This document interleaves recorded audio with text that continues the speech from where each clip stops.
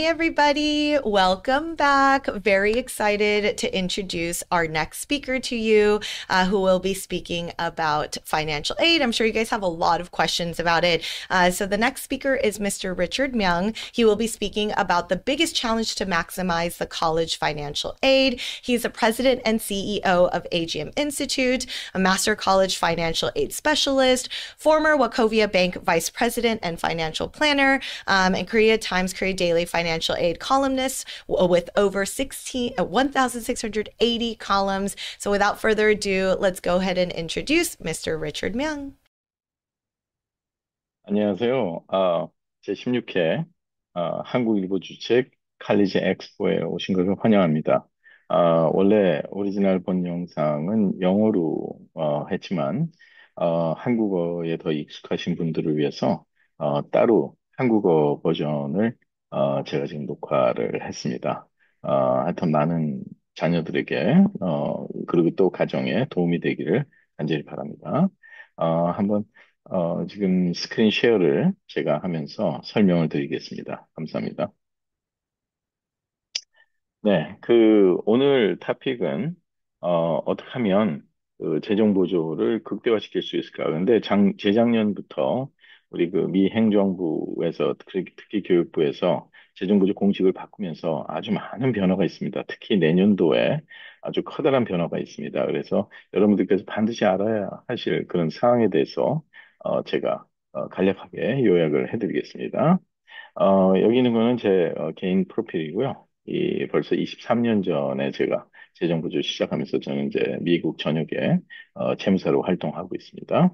그리고 그동안에 한 1600, 한 80칼럼 정도의 아티클을 썼기 때문에 온라인에서 리처드 명 하고 이렇게 리처드 한칸 명 해서 치시면 제 칼럼들을 보실 수가 있습니다. 아니면 저희 agminstitute.org에 들어오시면 일목요연하게 다 보실 수가 있고요. 네, 우리가 알아야 될 사항, 특히 이 biggest challenge maximize the college financial aid 이렇게 토픽이 돼 있는데 제일 중요한 거는 이제 college financial aid가 무엇인가에 대해서 이거는 이제 need base와 merit basis로 우리가 볼 수가 있는데요. 기본적으로 merit으로 우리가 받는 성적 장학금이나 탤런트 장학금들은 need 안에 포함이 되게 돼 있습니다. 그렇기 때문에 재정보조금에서 우리가 이제 메rit 베이스로 받으면 그만큼을 빼고 나머지 차액은 니드 베이스로 계산해서 주는 것입니다. 이게 어떻게 워킹 하느냐 하는 것은 이제 엘리지빌리티가 있겠죠. 누가 대상이냐. 그리고 이제 애플리케이션은 어떻게 제출하고 그 애플리케이션 제출된 정보에 대한 베리피케이션은 어떻게 되고 또 나온 결과를 어떻게 평가를 하며 그거를 마지막으로 우리가 어떻게 억셉트를 할 것인가 하는 게 되게 중요한 문제가 아닐 수 없습니다. 예, 그래서 우리가 보면 eligibility 한번 볼까요? eligibility는 기본적으로 학생의 신분이 중요합니다. 학생의 신분이 이제 permanent resident이나 아니면 US citizen에 관해서 적용이 되고요. GPA는 4.0 기준으로 했을 때 2.0 이상. 많은 학부모들이 weighted average를 많이 얘기를 하시는데 이게 모든 게 4.0 스케일 unweighted로 바뀌어서 거기서 2.0 이상을 받아야 됩니다. 또 주정부에 따라서 주정부 보조금이 매년 2.5 이상이 돼야 되는 여러 가지 그런 캘리포니아라든가 캘그랜 A 같은 경우에 그렇게 상당수가 적용이 되겠죠. 물론 인터내셔널 스튜던트 국제 학생들한테도 주어지는 그런 재정 보조의 혜택은 변함이 없습니다. 미 행정부의 어떤 교육 포뮬라에 조금 변동사항이 있어서 재정 보조가 약간 축소되긴 해도 그래도 실질적으로 인터내셔널 스튜던트에 대해서는 되게 184개 이상의 사립 대학교에서 이런 혜택을 지금 주어지고 있고요. 그리고 이제 서류 미비자라든가 다카 학생들, 이게 참 굉장히 우려가 되는데, 다카는 그래도 지금 아직 법적으로 보호를 받고 있지만, 서류 미비자 학생들은 자기도 모르게 정말 그렇게 된 경우도 있고, 또 합법적인 체류 중에 그렇게, 신분이 바뀐 경우도 있지만, 이제 재정부처 신청을 통해서 요즘에 IC에서 어떻게 작용할지 모르기 때문에 굉장히 좀 유의를 하시는 게 좋을 것 같다는 생각이 듭니다. 네, 이것도 어떤 주이냐에 따라서 좀 다른 견해가 있겠죠. 예, 그래서 이 지금 보여지는 이 다이어그램이 굉장히 중요한데요. 코스트 오브 텐던스라고 하면 이게 바로 그 등록금, 그다음에 룸앤보드, 기숙사비, 먹고 자는 거 다 포함한 겁니다. 그리고 북 코스트, 트랜스포테이션, 각종 피라든가 뭐 퍼스널 익스펜스 용돈까지도 포함하는데요. 대학마다 굉장히 다르죠. 요즘에 사립대학인 경우에는 대개 그 비용이 한 1년에 10만 불 정도로 육박하고요. 주입대인 경우는 되게 뭐 4만 달러 이상은 넘는데 이제 인스테이션이냐 아웃 오브 스테이션이냐 타주의 주립대학 경우에는 이제 주정부 보조금이 없죠. 한 학생당 거의 3만 불 가까이 주정부 보조금이 인스테이션은 적용이 되지만 그게 안 되기 때문에 튜이션 등록금이 그렇게 비싼 겁니다. 그 타주에 있는 주립대. 물론 이 재정 보조에서는 이 코스트 오브 어텐던스에서 타주에 있는 학생들은 그만큼 따로 그 부모가 별도로 가져오는 거를 파이낸셜 에이드로 보기 때문에 그만큼 부분이 빠진 상태에서 이제 재정부조 대상 금액이 계산이 되니까 굉장히 어려움을 겪게 되겠습니다. 그래서 학생과 부모의 수익과 자산, 그리고 가족이 몇 명이냐에 따라서도 또 달라지고요. 또 비즈니스를 운영하고 있다면 그 비즈니스 네트워크가 어느 정도냐가 부모의 자산으로 간주가 되기 때문에 우리가 그 점을 잘 생각해 봐야 되고 학생의 수익과 자산을 가지고 학생이 분담해야 될 학생 분담금이 결정이 되고 부모의 수익과 자산을 가지고 부모의 분담금이 결정이 돼서 Student Aid Index 금액, 즉 재정 보조 를 받을 수 있는 학생 그 재정보조 대상 금액이 정해지게 되는 겁니다. 그래서 대상 금액이 아니라 그 학생이 먼저 커버를 해야 되는 그러니까 지수 금액이라고 그러죠. 학생 지수 금액이 정해지는 겁니다. 그래서 그 부분만큼은 주머니 통해서 감당을 해야 되는데 벌써 공식이 한 세 가지는 아닙니다. 뭐 Federal Methodology, Institutional, 뭐 Consensus Methodology 이렇게. 그래서 계산한 방식에 포함되는 수익과 자산의 종류가 다르기 때문에 대학마다 어떤 공식을 적용하느냐에 따라서 그 부담액이 좀 달라질 수가 있고요. 그거는 이 가정이 이만큼 그 수익과 자산이 있기 때문에 이만큼은 먼저 부담을 해라 하는 과정에서 정해지는 거니까 우선적으로 부담을 해야 되는 금액입니다. 나머지 차액은 이제 파이낸셜 니드 금액이라고 이게 재정보조 대상 금액이라고 그러죠. 맥시멈 우리가 그 재정보조 여기에 대해서 100% 주는 학교는 이게 맥시멈 대상 금액이 될 수 있고 여기에 따라서 이제 그 금액이 달라지는 거죠. 산정해서. 그래서 주립대학과 사립대학으로 우리가 나눠서 볼 수가 있는데 주립대학은 거주자 학비가 적용되는 거와 비거주자 학비가 적용되는 인스테이트, 아웃 오브 스테이트로 나눌 수가 있고요.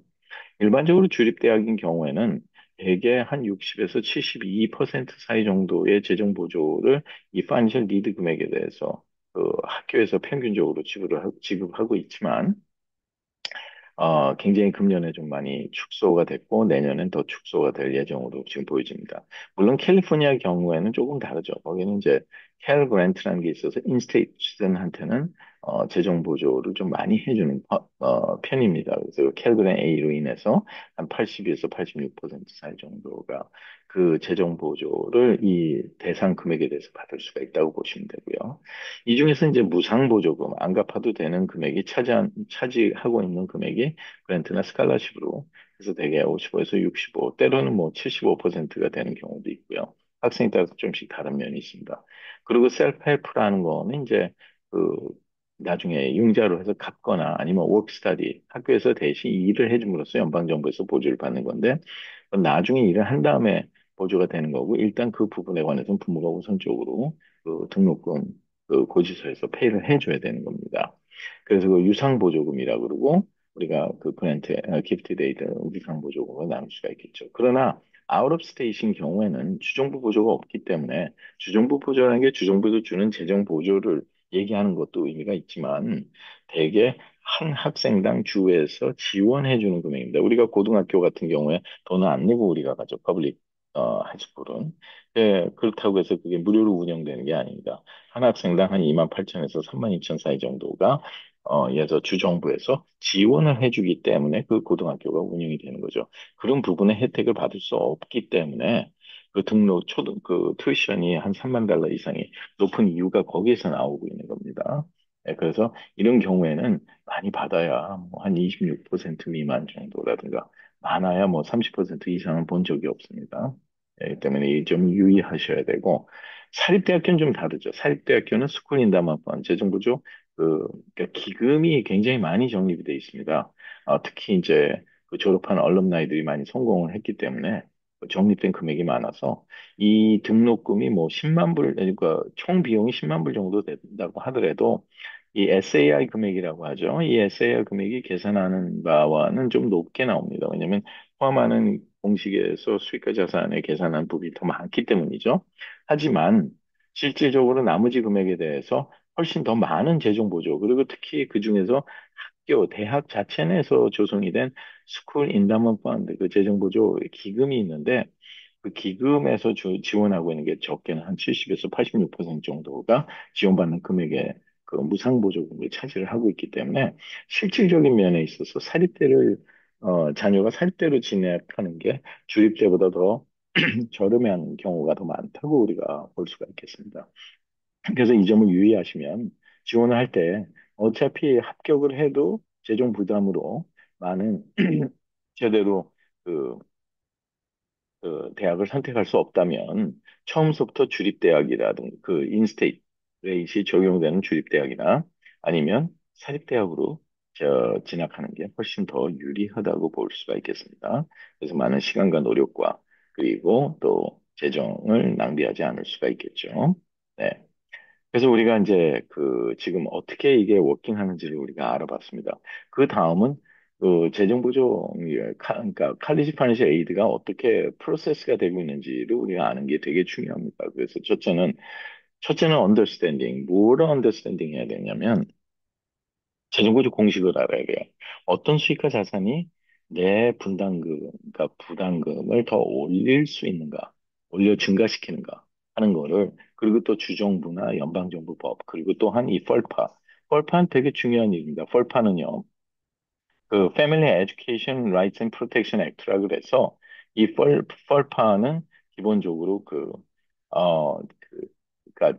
개인정보보호뿐만이 아니라, 예를 들어서 그 재정부지 신청에 그 지원하고 있는 그런 모든 데이터가 그 사실에 입각해야 된다는 거죠. 재정 보조를 많이 잘 받으려고 허위 정보라든가 거짓 정보를 고의적으로 누락시키거나 잘못 기재했을 경우에 대해서 연방 정부가 저촉할 수 있는 건데 잘못하면 그 징역도 갈 수 있습니다. 5만 불까지 벌금니다. 아니면 영주권자 같은 경우는 뭐 추방도 당할 수 있는, 네, 특히 요즘에 되게 조심해야 되겠죠. 연방법을 어기게 되면 문제가 있다는 거. 근데 이거를 그 기본적으로 주위에 그 재정에 대한 난리지가 별로 없는 그런 어떤 뭐 학원이라든가 여러 가지 이런 데서 대행을 하면서 실수하는 경우들이 많아갖고 본인의 의지와 상관없게 불이익을 당하는 경우가 굉장히 많으니까 조심하셔야 됩니다. 그 다음에 제일 중요한 건 이제 내 자신이 지금 어떤 상태에 있는가. 그래서 파이낸셜 엑스레이를 찍어야죠. 그래서 내 수익과 자산에 대해서 그리고 가족 상황이 어떤 뭐 스페셜 서컴스탄스라든가 스페셜 그런 어떤 시츄에이션이 있다든가 이런 여러 가지를 가지고 어떤 전략적으로 예를 들어서 우리가 그 재정 부조에 임할지도 우리가 생각을 해야 되겠고요. 그리고 그 타이밍 이슈 되게 중요합니다. 그렇다고 하면 그런 사전 설계는 어느 시점에 우리가 이거를 진행을 해야 되는지, 그리고 어떤 대학을 선택을 해야지 재정 보조를 더 잘 받을 수 있는가.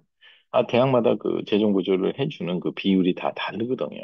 이런 데 대한 사전 조사와 그 전체적인 이 뭐라 그럴까, 그 타이밍이라든가 어느 시점에 이걸 해야 되는지, 되게 이제 재정 보조 신청서에 기재된 내용이 대학을 등록하는 시점 해보다도 2년 전에 우리가 수입으로 진행을 하고 재정보조 자체에 들어가는 그 입력되는 그 에셋은 프로세스 되는 날짜의 에셋을 따지지만 이미 2년 전 에셋에 만약에 있었던 이자 소득이라든가 배당금 소득이라든가 스탁이라든가 바운드라든가 여러 가지 이런 문제가 있었다든가 집을 팔아서 큰 캐피탈 게인이 나왔다든가 뭐 여러 가지 이런 문제들이 나중에 그 재정 부족 받는 데 큰 영향을 미칠 수 있기 때문에 그 타이밍이라는 거는 물론 고등학교 진학하면서 시작하는 게 제일 좋겠지만 굉장히 중요한 이슈입니다.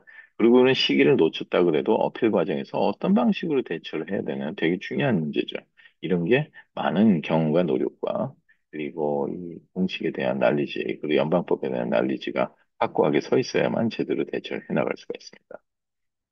그리고 칼리지 애플리케이션 되게 중요하죠. 이제 그 칼리지 셀렉션을 어떻게 구성을 하느냐에 따라서 재정보조 신청을 진행하는 과정에서 합격을 했을 때, 이 학생이 어디다가 제출을 했지? 근데 우리 학교보다는 여기가 재정보조 더 많이 주는데, 그러면 장학금을 꺼내서라도 원하는 학생을 데려오기 마련하니까. 그러니까 이런 전략적인 대학 선택이라든가, 그리고 재정보조에 대한 어떤 프로세스를 명확하게 알아야 되는 겁니다. 그래서 조금 더 우리가 한번 자세히 설명을 들어가 보면, 이제 애플리케이션은 첫째는 팹사가 있죠. Free Application for Federal Students, 연방정부 학생재정보조 신청서입니다.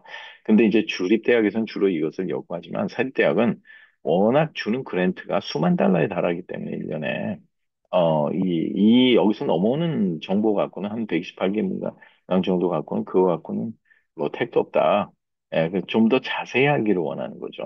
그래서 칼리지 보드를 통해서 CSS 프로파일, 즉 칼리지 스칼러십 서비스 프로파일을 요구하게 되는 거고요. 예, 그리고 그거를 검증하는 과정에서 이 아이닥 시스템에 가입된 대학들은 아이닥으로만 보내면 거기서 알아서 다 나눠서 대학에다가 그 자료들을 보내주지만 그렇지 않은 대학들은 일일이 팔로우를 해주셔야 됩니다. 이제 이런 구분도 정확하게 파악을 하고 계셔야 돼요. 그리고 Institutional Financial Aid 애플리케이션 있죠. 대학마다 자체적인 애플리케이션이 있는 학교들이 있습니다. 특히 사립대학 중에 코넬이나 유펜이라든가 여러 가지 그런 대학들은 따로 또 팔로우 해줘야 되는 그런 부분이 있고요. 제출된 정보를 반드시 검증을 합니다. 그 검증이 없이는 재정보조 자체가 시행이 안 되기 때문에 그 대학에 본인이 제출한 모든 관계된 자료를 다 보내야 되는 그런 상황이 있을 수가 있죠. 그래서 우리가 인컴 베리피케이션, 수입에 대한 베리피케이션과 expense verification, 그죠? 지출에 대한 verification. 뭐 누가 1년에 3만 불밖에 안 버는데 한 달에 지출이 7천 불이 나간다면 말이 안 되죠. 그러면 나머지는 어떻게 먹고 살았느냐 해서 그런 부분을 감당하기 위해서 인컴이 얼마가 있어야 되고 그 차액은 untaxed income으로 계산해서 엄청나게 써야 금액을 높임으로써 재정부의 불이익을 크게 받을 수도 있습니다. 그리고 대학과 어필, 네고시에이션. 이게 어필 굉장히 왜 중요하냐면, 같은 형편에 있는 수익과 자산에 있는 그 패밀리에서, 예를 들어서, 나보다 저쪽이 뭐 6천 불을 더 받았다. 근데 그게 원래 학교의 에버리지면 나는 재정구조에 차별을 받은 거죠. 예.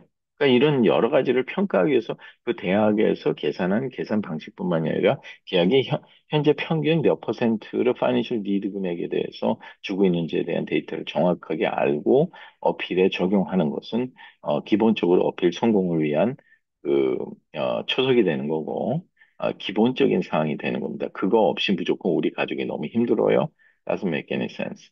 절대적으로 no라는 대답을 받게 되는 거예요. 그리고 파이널 프로세스가 있죠. 그 나중에 재정부조 내역서가 나온다고 하더라도 학생 융자라든가 부모 융자 부분에 관해서는 억셉트를 해줘야 되고 본인 받는다면 그 마스터 프레미스 노트나 론 컨설팅 코र्스 이런 걸 다 맞춰야지만이 마지막 등록 고지서나 이런 것들이 모든 게 완결이 되는 겁니다. 만약에 이거를 마치지 않았다면 받았던 금액들이 다 날아가고 없어져 버려요.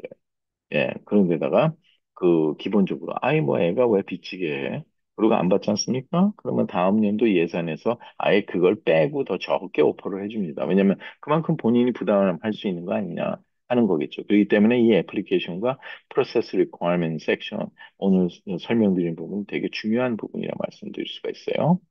그리고 이거는 이제 펩사 애플리케이션이 이제 매년 바뀌죠. 매년 바뀌는데 이제 이게 이제 내년도에 있는 펩사 애플리케이션을 제가 스크린샷을 잠깐 참조로 보여드린 거고 그 펩사를 제출하는 데드라인은 이제 연방정부 데드라인, 주정부 데드라인, 대학 자체 내 데드라인 중에서도 또 프라이어리 데드라인이 있습니다. 그 프라이어리 데드라인에서도 또 조기 전형을 하는 얼리 액션 디시전이 해야 되는 거가 있고 일반 전형이 따로 있고 또 그런 거죠. 그래서 이 팹사 애플리케이션 스테이트 데드라인에 맞춰줘야지 주정부의 보조금을 받을 수 있는 거지만 이거는 인스테이트에 한해서 적용이 우리가 되고 있는 겁니다. 이거는 이제 CSS 프로파일을 하기 위한 칼리지 보드의 스크린샷을 제가 우리가 떠드는 거고 일로 들어가서 하시면 되는데 여기에 보면 이제 participating school 여기에 나와 있는 institution 내가 지원하는 학교가 그 안에 있다. 하면 이 CSS 요구하는 거고 거기서 또 아이닥을 요구하는지 아닌지 또 우리가 확인할 수가 있습니다. 그래서 미리 준비하시는 게 좋겠죠. 그래서 이제 요 다음은 우리가 제일 중요한 게 아무리 이런 상황을 알아도 사전에 준비를 해야 되겠죠. 그래서 그 액션 플랜이 되게 중요한 겁니다. 그래서 인컴 플래닝과 에셋 플래닝으로 우리가 나눌 수가 있겠죠. 그래서 조금 더 디테일하게 보면 자, 우리가 SAR 금액을 올려주는 자산이 있고 낮춰주는 자산이 있죠.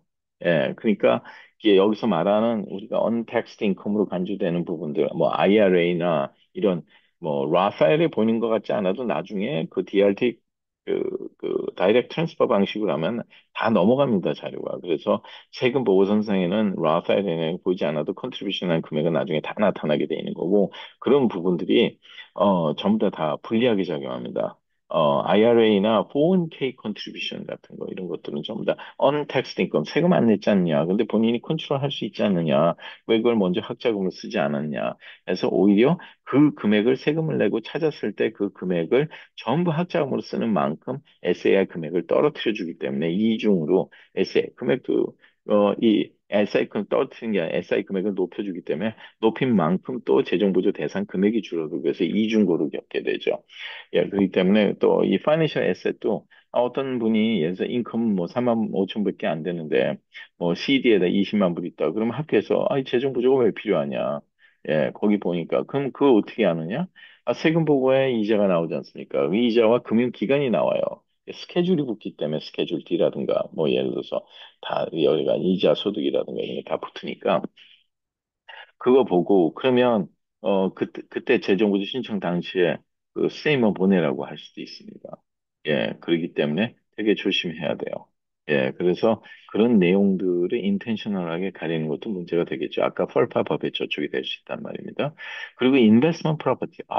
제가요, 뭐 세컨 홈이 있는데 그 세컨 홈에서 뭐 이것저것 몰개지 내고 나고 다 그러면 오히려 마이너스예요. 예.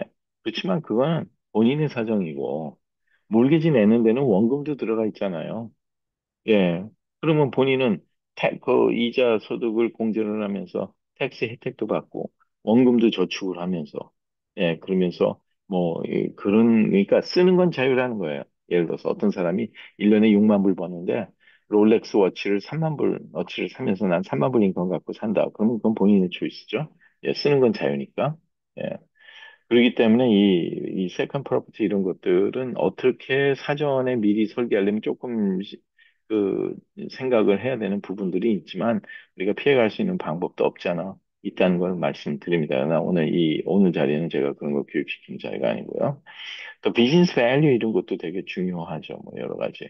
그러니까 그리고 그 칼리지 세이빙스 플랜 특히 이거 오이고 플랜이라는 게 에듀케이션 아이래 코브델 세이빙스 어카운트 이런 부분들은 본인이 그걸 현금으로 갖고 있을 때보다는 한 5배 정도가 SAR 금액이 올라간다는 걸 아시고 왜냐 그건 목적 자체가 학자금을 하는 것 때문에 학자금의 재정 보조를 줄 수 있는 데는 연방 소스가 있고 주정부 소스가 있고 대학이 있고 또 부모가 해주는 것도 학자금입니다.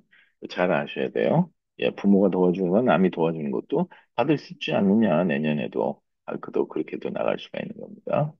예, 그래서 Financial Aid Impact는 아까 말한 대로 이 빨갛게 표시된 거는 절대로 우리한테 도움을 주는 게 아니에요. 특히 우리가 여기서 볼 때 untaxed income은 401k나 IRA나 뭐 라타 IRA나 뭐 SEP IRA, 뭐 pension, 403b, 기업 플랜 이런 데다가 우리가 뭐랄까 컨트리뷰션을 하죠. 그게 세금 보고에 나오던 W2의 뭐 12 아이템 12D나 DD에 뭐 기재가 되던 여러 가지 그런 혜택들이 절대로 우리한테 재정 부조에 도움이 안 된다는 거예요. 왜냐하면 본인이 컨트롤할 수 있기 때문이에요. 예, 본인이 넣을 수도 있고 안 넣을 수도 있는데 왜 자녀를 위해서 먼저 넣지 않고 본인의 혜택을 해서 했느냐 하는 그런 문제 때문에 우리가 그 재정에 있어서 굉장히 불이익을 당하는 거고 이 자산인 경우에 있어서 아까 제가 오이구나 이런 거는 이거 그러니까 재정 보조를 이 목적으로 저축하는 플랜을 설명을 드렸지만 이 특히 지금 IRA나 로스나 이제 주로 이래요. 그 중간에 인베스트먼 하는 사람들이 그 브로커들이 말이죠. 뭐 이거 IRA인데 뭐 하지만 문제는 뭐냐면 IRA도 브로커리지 안에 있는 IRA가 있고 어뉴이티 안에 있는 IRA가 있어요. 어뉴이티 안에 있는 IRA는 계산 안 돼요. 하지만 브로커리지 안에 내가 언제든지 은행에 접속해갖고 뭐 그런 브로커 어카운트 뭐 스미스 바니니 뭐 우리가 뭐 예를 들어서 메릴 린치니 뭐 여러 가지 있지 않습니까? 들어가서 피델러리니 뭐 들어가서 안에서 뭐 자기가 막 바꾸고 이렇게 포지션 저렇게 포지션 할 수 있는 거는 IRA의 코드로 세금 혜택을 텍스를 디퍼를 해서 받을 수는 있지만 그거를 본인이 언제나 컨트롤할 수 있다고 가정을 하는 거죠. 그 때문에 연금의 기능이 없어요. 나중에 애뉴타이즈를 못 시키기 때문에 그거를 요즘에는 자산을 계산합니다. 그래서 그, 저 애플리케이션에 보면 그런 내용 다 기재하라고 나와 있어요. 예, 그래서 근데 그 기재가 해도 되고 하지 않아도 계산이 안 되는 거 나눠지기 때문에 이게 되게 조심해야 되는 그런 부분입니다. 네, 그래서 이게 금년도 이제 팹사, 새로 앞으로 나온 팹사의 parent 섹션에 보면 여기 그 내용이 다 있지 않습니까? 뭐, untaxed portion of pension, 뭐 IRA, 뭐, 예를 들어서 IRA deductions. 왜 이런 내용을 묻냐면, 계산하기 위함이라는 걸 아셔야 돼요. 묻는 모든 질문은 계산하는데 적용되는 질문이라는 걸 아셔야 되고, 또 이거 말고 자녀들에 대한 것도 마찬가지입니다. 똑같이 적용이 된다는 걸 아셔야 돼요. 그래서 이제 이번에는 우리가 칼리파이션 에이드 업데이트. 요즘에 이제 우리가 작년서부터 많은 공식의 변화가 있는데, 한 예를 들어서 공식이 이렇게 많이 바뀌었죠. 내 자산을 계산할 때 net worth, adjusted net worth라는 개념이 생겼어요. 그러니까 무조건 net worth가 아니라, 그래서 자산에, 계산된 자산의 합계가 13만 5천 미만이면 거기에서 40%가 계산하는 자산으로 해서 돼서 거기에 대해서 뭐 인컴이 뭐 3만 한 5천 불 이상 뭐 된다 그러면 뭐 5.65%의 세액 금액을 올린다든가 뭐 여러 가지 이런 어떤 공식들이 적용이 되기 때문에 이거 잘 아셔야 됩니다. 일일이 다 제가 설명드린 것보다 나중에 들어가셔서 자세히 읽어보시기 바랍니다. 또 대학마다 이제 제출하기 전에 우리 가정에서 이 대학을 어플라이 할 때는 얼마나 주머니 돈이 들어가나 넷 프라이스가 그런데 대학마다 이게 이제 2010년에 미 교육부가 모든 거를 모든 대학마다 요구를 하면서 법적으로 이걸 다 공지를 하기 시작을 했지만 천년도 빼고는 그 다음에 제대로 맞아본 적이 별로 없어요. 왜 그러냐면 이제 사립대 같은 기능에는 자기네들이 컨트롤하는 재정부지 엄마가 워낙 많잖아요. 그러니까 이런 거를 넣었을 때 너무 재정 부담이 크다. 401k를 뭐 1년에 몇만, 뭐 2만 불씩 뭐 넣고 있다. 뭐 여러 가지. 그랬을 때 올라가서 부담하는 게 많아진다 그러면 그 대학을 지원하지 않을 확률이 높아지지 않습니까? 근데 이 수입도 많고 자산도 많은 그런 가정에서 좋은 학생들도 많잖아요. 교육을 잘 시키니까, 예를 들어서.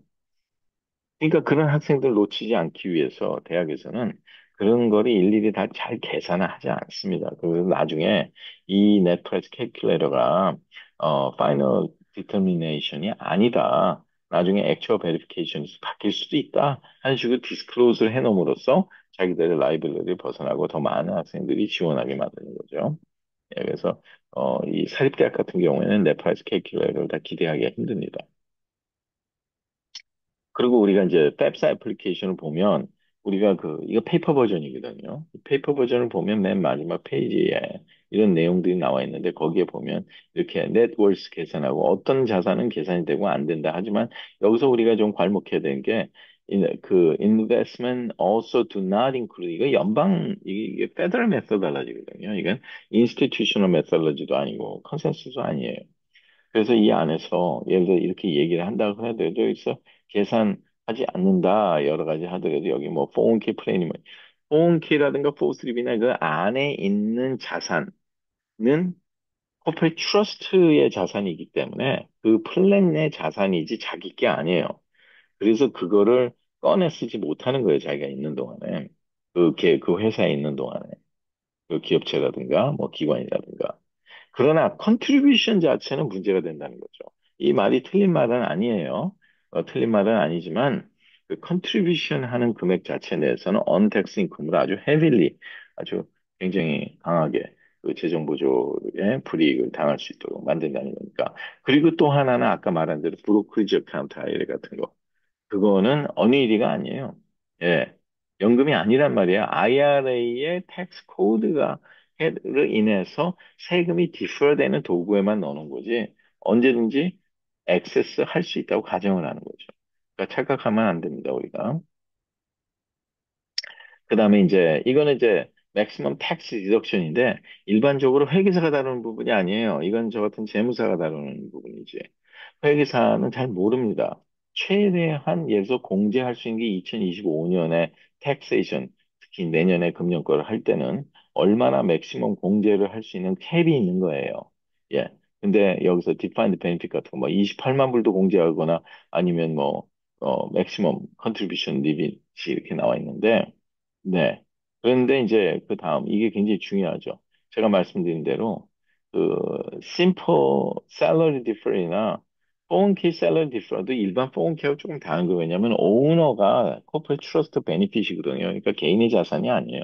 그러나 본인이 그 일반 401k를 한다 그래도 그것도 코퍼레이트 트러스트 안에 들어가 있지만 컨트리뷰션 하는 게 임플로이어가 하는 게 아니라 개인이 한다고 했을 때 그게 일반 401k이고 임플로이도 컨트리뷰션 하는 거고 여기 말하는 401k 셀러리 디퍼라는 거는 임플로이어만 가능합니다. 임플로이가 하는 게 아니에요.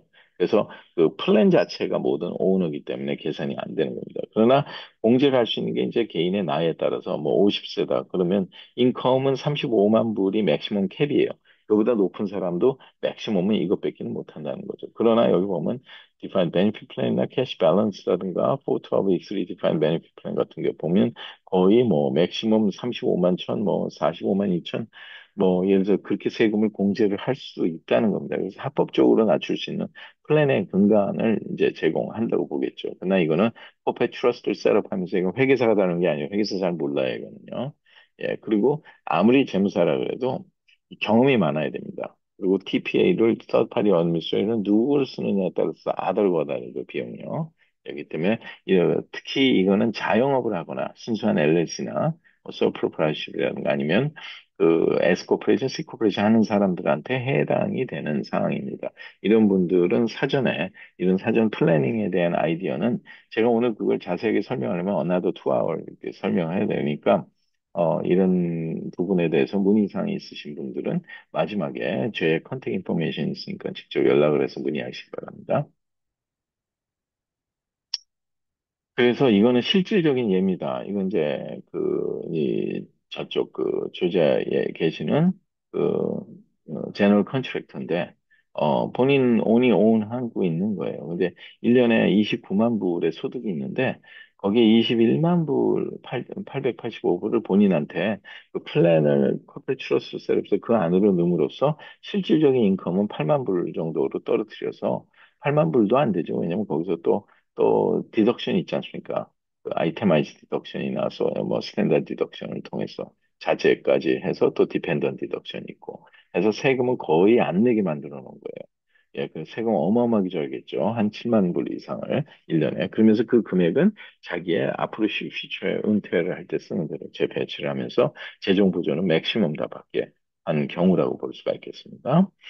그리고 이제 이 경우는 이제 부부가 W2를 받는 S코퍼레이션인데 85,700, 54,300 그렇게 받는데 실제 이 부부가 한 4만 불 정도의 인컴이 있죠. 근데 66,500을 공제를 함으로써 7, 8만 불로 떨어뜨려서 재정 부조를 거의 대부분 다 받게 된 그런 사례로 볼 수가 있고 세금도 한 26,600을 예를 들어서 세금 공제 효과, 아니, 그러니까 세금을 덜 내는 효과가 나게 된 거죠. 예, 거의 안 되게. 그러니까 이런 플랜들은 일반적으로 회계사가 하는 게 아닙니다. 그리고 아무리 재정 라이센스가 있다 그래도 그 매뉴얼이 따로 없습니다. 이건 완전히 경험이 굉장히 풍부해야만이 가능할 수가 있겠죠. 물론 저 같은 경우는 은행의 부사장 하면서 이 부분을 굉장히 오랫동안 한 20년 이상을 다뤘기 때문에 어려운 일들은 아니지만 일반 사람들은 조금 이해하기가 아마 좀 힘들 수도 있습니다. 이런 경우에는 Defined Contribution과 Defined Benefit 플랜을 이제 하이브리드 하지는 않았어요. 왜냐면 Defined Contribution 하나만 지금 쓴 거예요. 캐시 밸런스를. 그렇지만 실질적으로 이게 하이브리드가 되는 플랜이 있습니다. 이제 그런 경우에는 조금 더 이해가 필요하다고 보겠습니다.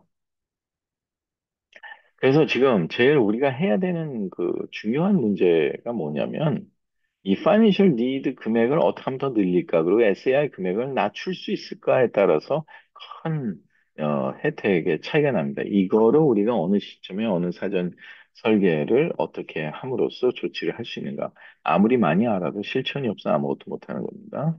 예. 그리고 맥시멈 칼리지 파이낸셜 에이드가 에 대해서 우리가 좀 자세히 알아야 되는 부분이 뭐냐면, 자, 파이낸셜 에이드 플래닝은 기본이라는 거예요. 이거 없이, 그러니까 사전에 아까 말했더니 파이낸셜 엑스레이를 찍어야 된다 그랬는데, 이 기본 없이 좋은 재정을 기대하기가 힘들다고 보겠습니다. 네, 그리고 반드시 라이센스 퍼슨이 있어야 돼요. 왜냐, 재정을 얘기를 해야 되잖아요. 폰킬 다루려면 아무리 못해도 뭐, 기본적으로 6라든가 7이라든가 뭐, 27이, 24니 뭐 다 있어야 되는데, 뭐 예를 들어 누가 뭐 학원 같은 데서 뭐 대신 신청해 준다. 예, 그건 대서방 수준밖에는 일어나지가 않습니다. 되게 그런 데서 문제가 많아서 나중에 어디까지 걸리는 경우가 굉장히 많이 발생하기 때문에 조그만 사항도 조심해서 진행을 하셔야 됩니다. 여기 아래에 해당된 이런 모든 사항들을 다루려면 라이센스 없이 불가능한 일이에요. 그것도 해당 주에. 저도 라이센스가 27개나 되는데 주마다 다 있어야 되니까. 예. 그리고 또 하나는 아무리 라이센스가 있어도 라이센스 없는 건 더 무섭지만 있어도 이너프한 데이터나 익스피리언스가 없으면 제대로 된 설계가 불가능하겠죠. 왜 그러냐면 대학마다 미국의 대학이 재정 부조를 지원하는 게 한 2,900개 정도 됩니다. 근데 거기에 대학마다 데이터베이스가 있어야죠. 아, 이 대학은 파이낸셜 리듬에게 금년도에 몇 퍼센트 정도로 에버리지로 재정 보조를 해주고 있으며 그 중에서 몇 퍼센트 정도가 무상보조금이고 유상이다. 그래야지 내가 보조상 파이낸셜 디스크리미네이션 받았는지, 얼마나 언더 어워드를 받았는지, 얼마나 미스 어워드를 받았는지 이런 걸 다 측정을 해서 어필하는데 전략적인 어필을 할 수가 있거든요. 예, 이거 되게 주의해야 됩니다. 그래서 이제 우리가 또 이제 보면 그 이 칼리지 파이낸셜 에이드에 대한 거라든가 그게 어떻게 대학 입학 사정의 어드미션과 관계가 돼 있는지 도 우리가 그 이제 필요하다고 볼 수가 있겠어요. 예, 그래서 맥시멈 칼리지 파이낸셜 에이드와 어드미션 레이스 상관관계를 알려면 물론 무엇보다도 그 이 대학에 대한 입학 사정에 대한 관한 룰들을 많이 좀 알아야겠죠. 그래서 아까 그 제가 어 요 전에 제가 이제 파이낸셜 에이드 어필에 관한 거 이제 이 설명이 조금 부족했던 것 같은데 잠깐 짚고 넘어갈 사항은 그 일단은 기본적으로 그 이 어필을 좀 우리가 방지를 하기 위해서는 재정 보조를 우리가 확실하게 활용할 수 있어야 돼요. 그러니까 그 인플루언스, 니드 베이스에 대해서 기본적으로 재정 보조를 입학 사정에 더 효과적으로 활용할 수 있냐? 근데 재정 보조 아니면 인플루언스 재정 보조가 입학 사정에 영향을 미치냐? 영향을 미치지는 않는다고 보지만 금년도의 경우에 너무 많이 늘어난 학생들 때문에 대학에서도 처리가 곤란하죠. 그래서 실질적으로는 이제 어, 니드 블라인드 정책을 쓰지만, 그거를 조금 피하는 우회적인 거로 합격생을 조금 발표하고 나머지를 다 웨이링으로 집어넣어 버린 거예요. 그리고서는 재정보조 다큐멘을 다 받아갖고 조금씩 풀어주는 거예요. 그러면 그런 효과를 사실은 반대 효과를 낼 수도 있겠죠. 칼리지 어드미션은 재정보조에 영향을 미치냐? 그렇죠. 등록을 선호하는 학생한테 재정보조 잘 주게 마련이죠. 그래야지 그 대학을 올 거니까.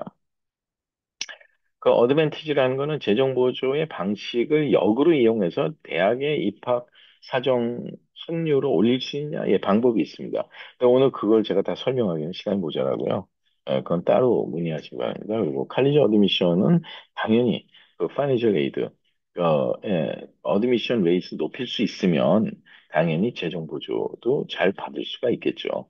그래서 우리가 성공하는 키 팩터가 두 가지가 있는데 그건 우리가 학생이 프로파일 빌딩이에요. 그 입학 사정에 대한 어떤 프로세스를 정확히 알아야 돼요. 그래서 그 프로파일 빌딩을 어느 시점에 어떻게 할까? 그리고 재정 보조에 대한 준비는 어느 시점에 어떻게 할까 하는 게 우리가 여기서 제대로 그 키 팩터라고 우리가 볼 수가 있겠죠.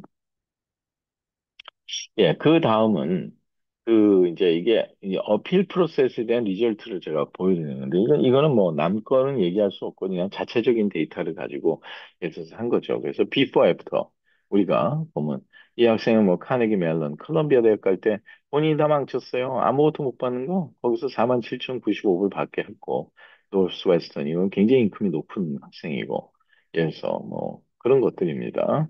예, 여기서 보면 뭐 그 이 학생은 코넬인데 아무것도 못 받아서 온 거를 어필을 통해 갖고 78,423불 무상보조를 받아줬어요.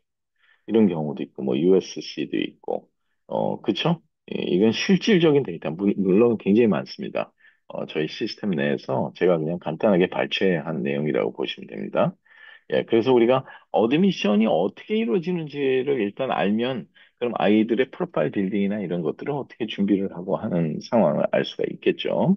예, 그래서 어드미션 프로세스는 항상 제가 사용하는 이 스프링인데, 이건 첫째 세 가지로 나뉩니다. Academy Index, Extracurricular Activities, Personal Qualification. Academy Index는 이제 숫자로 표현되는 거죠. 점수, GPA, 클래스 랭크, SAT 스코어, AP 스코어 뭐 이런 것들 얘기하는 거고요. 그리고 Extracurricular Activity, 특별 과외 활동 이거 왜 필요합니까? 전인적인 교육을 받았느냐, 한쪽에 바이어스된 교육, 한쪽에 치우친 교육 되기 싫어요.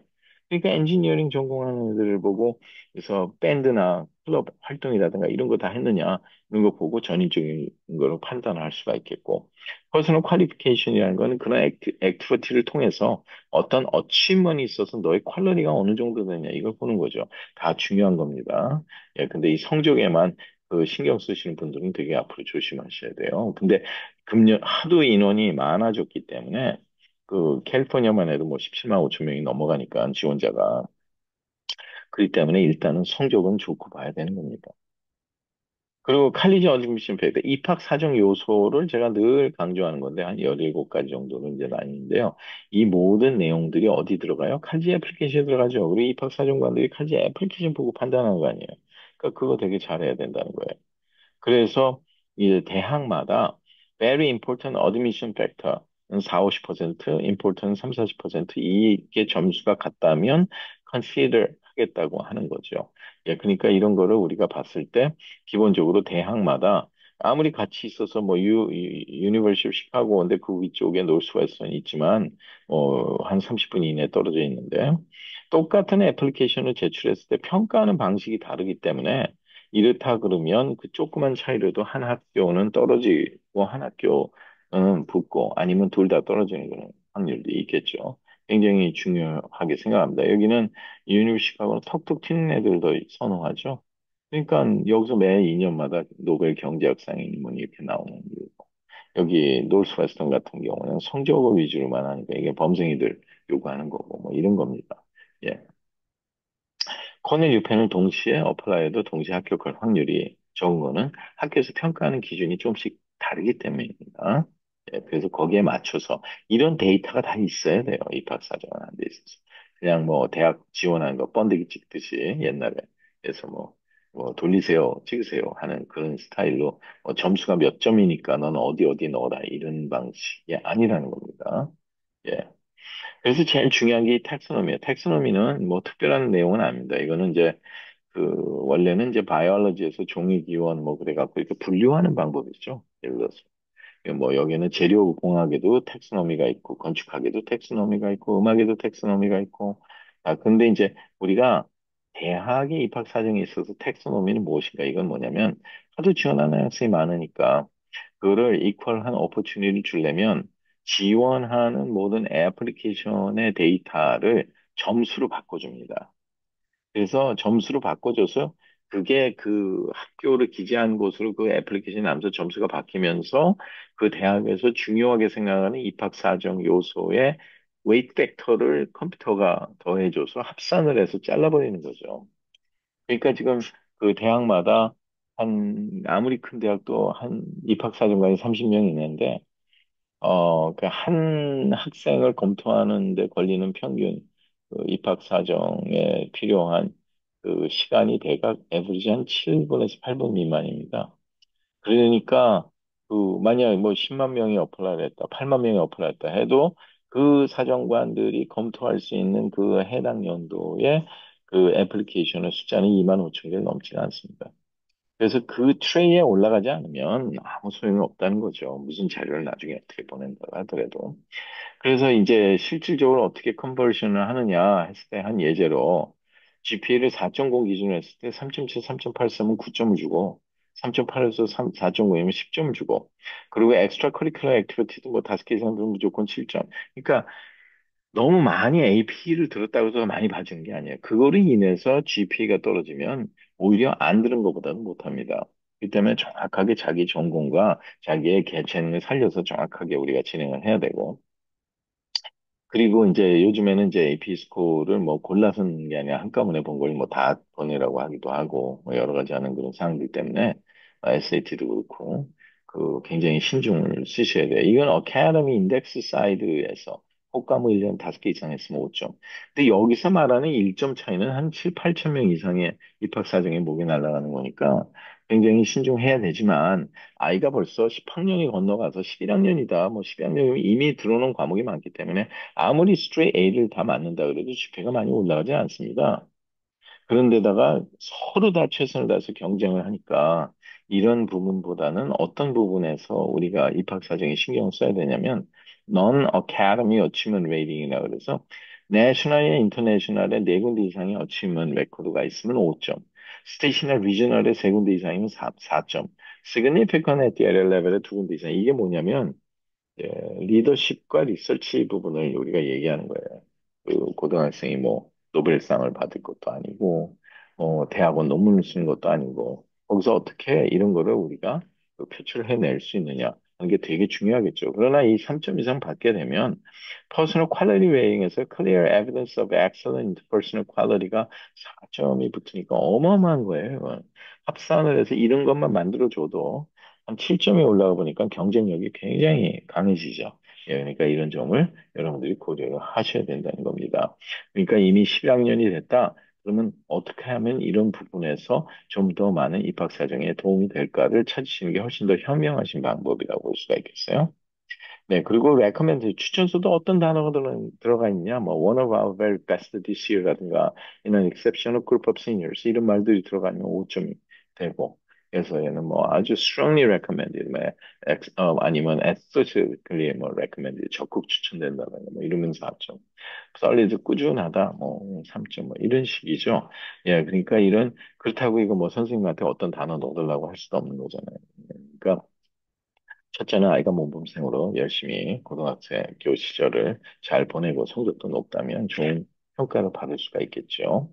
예, 그리고 에세이 같은 것도 전부 다 이건 it's a matter of second이에요. 이 에세이의 라이팅 스타일 체크한다고 해서 특히 조심해야 될 게 이제 학원 같은데 거기는 이제 학원이 나쁘다는 게 아니에요. 그러니까 아무리 좋은 선생이 있다 그래도 한 학생을 1년에 10명 이상 볼 수가 없어요. 테크니컬리.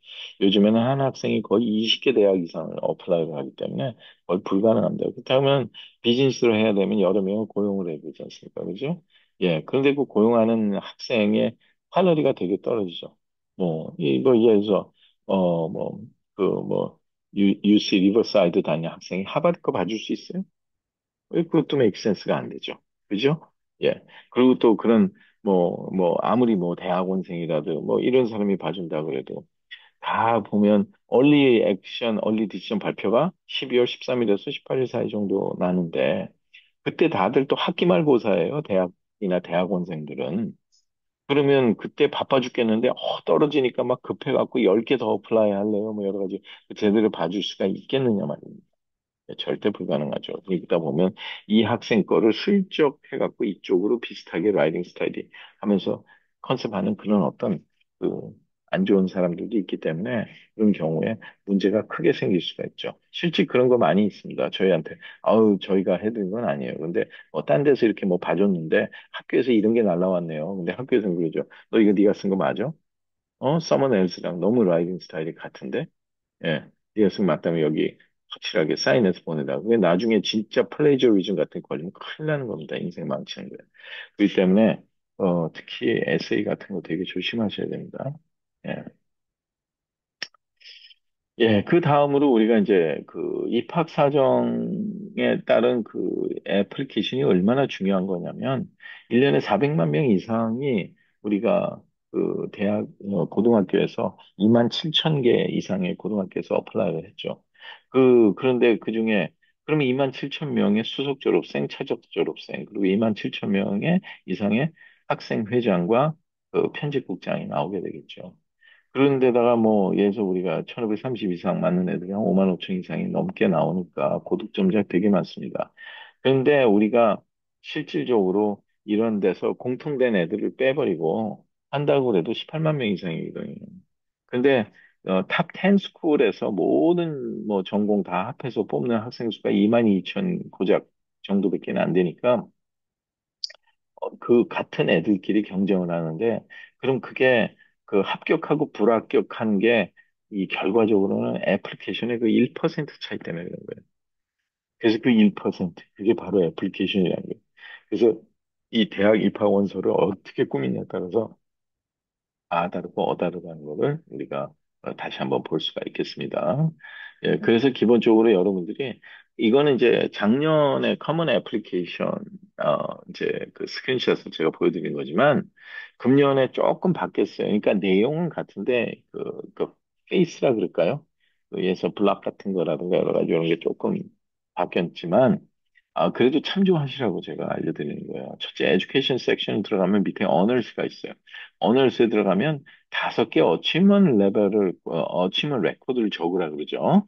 여기 보면 스쿨 레벨이냐, 그 다음에 스테이트 리저널이냐, 뭐 내셔널이냐, 뭐 그 인터내셔널이냐. 왜 이거 고르라니까? 아까 그 텍소노미 때문에 그런 거예요.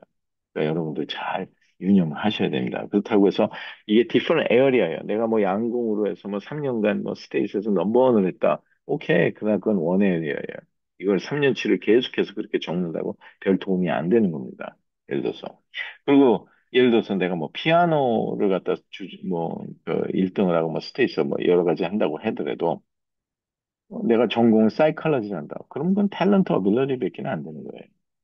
음악이면 음악 전공을 한다면 또 그게 굉장히 커다란 이슈가 될 수가 있지 뭘까. 이런 것들 다 고려하셔야 된다는 말씀입니다. 예. 그래서 룰 넘버 원. 그 리서치나 리더십 같은 데서 룰 넘버 원은 첫째는요. 그 대학마다 그 입학 사정의 그 어드미션 프로세스를 좀 이해를 하셔야 되고 그 학교에서 어떤 걸 더 좋아하는지 어떤 쪽이 강한지 하는 아까 어드미션 팩터를 기준으로 비슷하게 모으면 한 세 그룹으로 나눠집니다. 예, 그럼 거기에 맞는 대학 학생들은 비슷하게 애플리케이션 꾸며도 상관이 없겠죠. 예, 그러니까 스튜던트 프로파일 빌딩을 기본적으로 이렇게 하시는 게 좋겠습니다. 네, 그리고 칼리지 셀렉션이 우리가 있겠죠. 예, 그래서 그 칼리지 셀렉션은 재정 보조를 잘 주는 대학끼리 묶어야 된다는 말을 제가 다시 한번 말씀드립니다. 그래서 첫째는 그렇게 해서 제 애플리케이션을 꾸미되 그렇게 활동을 한 내역 자체가 소셜리 임팩트풀 해야 돼요. 그래서 퍼스널 퀄리티를 올려줄 수 있어야만이 가능한 겁니다. 그리고 이제 이거는 실질적으로 제가 조지아 텍 한 예를 들어서 애플리케이션 들어가서 봤어요. 그러면 그쪽에 우리가 contribution to community 했을 때 거기서 제일 중요하게 생각하는 게 여기 보면 our advice라고 그랬죠. advice 중요한 거예요. recommendation보다 훨씬 나은 거 아니에요? 높은 거 아니에요? 근데 거기에 do not overlook, 간과하지 말라 그랬죠. 리서치라든가 인턴십이나 패밀리 예를 들어서 리스폰시빌리티라든가 이런 것들이 얼마나 커다란 커뮤니티에 영향을 줄 수 있는 컨트리뷰션이라는 거. 이게 굉장히 중요한 역할입니다. 예, 유념하시기 바랍니다. 그리고 이런 것들이 그 기준에 맞으려면 소셜리 임팩트풀 해야 된다는 말이죠. 예. 그래서 이제 이거는 한 예죠. 이제 비용을 적게 들이면서 이제 금년 겨울에 이제 고려대학교에서 그 인터내셔널 스튜던트들한테 하는 이 프로그램이 있습니다. 이런 예서 인터내셔널 에듀케이션 그 같은 근데 이런 거를 한 두어 번만 해도 예서 준 동문으로 간주가 되고 준 얼럼나이 예로 해서 간주가 돼서 혜택도 받을 수 있지만 여기에 보면, 예를 들어서 이제 겨울에 한 코스를 듣느냐, 두 코스를 듣느냐인데, 한 코스 듣는다고 가정을 해보죠. 해봤자 뭐 몇 주가 되겠어요? 3주 정도? 겨울방학 짧지 않습니까, 여기에. 거기에 맞춰서 하는 거지만, 뭐 비용 끼케야 뭐 진짜 한 1,500불도 안 들어요. 거기에 뭐 기숙사비 해봤자 3주짜리, 4주짜리 돈 좀 불도 안 됩니다.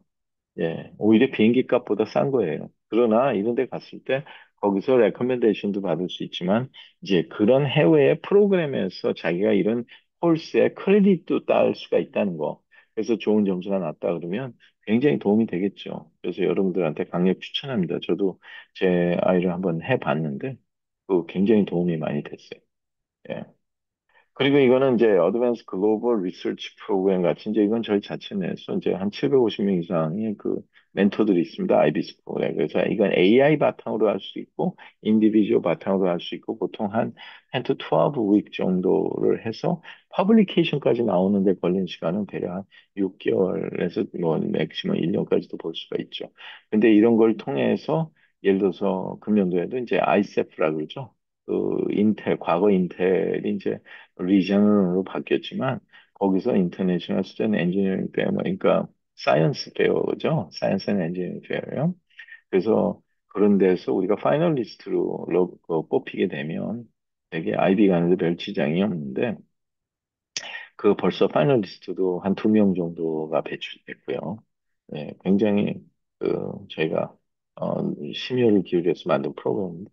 이건 일반 리서치죠. 일반 리서치, 뭐, 아이세프라든가, 뭐, MIT에서 하는 거라든가, 하버드나 뭐쭉 여러 가지 있는데, 이런 전부 다 인스트럭터들이 IB 출신들이니까 많은 도움이 되죠. 첫째, 학생들한테 동기부여가 되고, 나도 저렇게 돼야지 하면서 영향을 참 많이 받습니다. 이게 1대1 원원원으로 이렇게 줌으로 연결돼서 리서치를 위클리 베이스로 이렇게 점검하면서 해나가는 거기 때문에 되게 도움이 많이 되죠. 이제 이거는 이제 AI 바탕으로 해서 실제 데이터들 제가 퍼블리시 된 것들을 제가 이제 여러분들한테 잠깐 보여드리는데 되게 다들 잘 됐어요. 학생들이. 예. 그래가고 이제 우리가 패러다임, 우리 고정관념이 되게 중요하죠. 우리 고정관념 바꿔야 돼요. 이 고정관념이 바꿔야 되는데 첫째는 뭐는 이제 그 재정부조 어떤 재정에 대한 라이센스 없는 사람이 이렇다 저렇다 하는 거 되게 오피니언 베이스로 망합니다. 뭐 우리 애는 이렇게 했는데 지가 다 알아서 했어. 지금 아이가 고등학교에서 대학을 지원할 때 최종 학력은 중졸입니다. 예, 뭐 더 이상 얘기할 필요 없고요. 그리고 우리 애가 영어를 더 잘하니까 다 알아서 할 거예요 하는 것도 있겠죠. 아, 영어 잘해서 비즈니스 성공한다면 왜 다운타운에 홈리스가 있어요? 꿈도 영어로 꾸는데. 예. 대부분이 터미널로지 몰라서 첫째 해는 그나마 학교에서 좀 봐줘서 못 봐줬다 못 봐줬다 하면서 알려줘 하지만 둘째 해부터는 되게 망하는 걸 많이 볼 수 있어요. 많이 찾아오죠. 예, 작년보다 왜 금년에 6천 불이 줄었어요. 뭐 이러면서. 예, 안에 들어가 보면 뭐 뒤죽박죽입니다. 대부분이. 그리고 이제 애플리케이션만 제출하면 모든 거 다 끝난 거 아니냐.